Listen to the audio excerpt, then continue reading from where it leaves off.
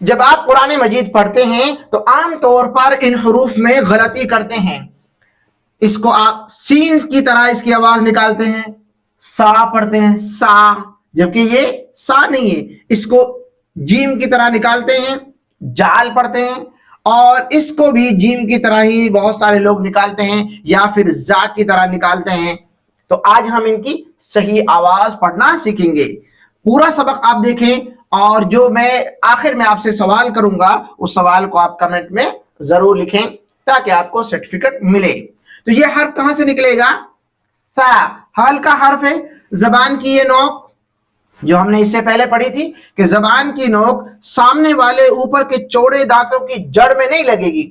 اس سے پہلے ہم نے دیکھا تھا کہ جڑ میں لگی تھی، یہ لگے گی سامنے والے چوڑے دانتوں کے کنارے میں. اگر آپ دیکھیں گے یہ زبان ہے، اور اگر اس کو دانت سمجھ لیں آپ تو پھر یہاں اس کے کنارے پر لگے گی. سا. سا کیا ہے؟ بہت ہلکا حرف ہے. سا. سیٹی نہیں ہے بالکل بھی. سا. یہ بھی ہلکا حرف ہے. زبان کی یہ نوک اوپر کے چوڑے دانتوں کے کنارے پر لگے گی. زال.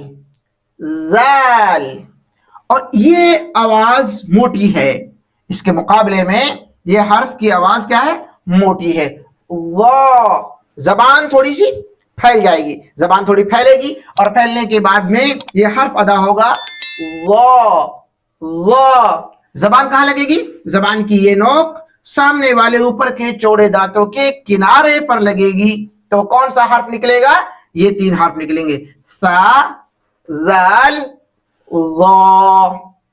اب آپ سے میں سوال کرتا ہوں کہ زبان کی نوک جب اوپر کے دانتوں کے کنارے سے لگے تو کتنے حروف نکلتے ہیں اور کون کون سے حروف نکلتے ہیں؟ یہ آپ کمنٹ میں لکھیں اور اچھے انداز میں مشق کریں آپ، تاکہ آپ کے حروف کی آواز اچھے انداز میں نکلے گی تو قرآن پاک کی تلاوت بھی آپ کی اچھی ہو جائے گی.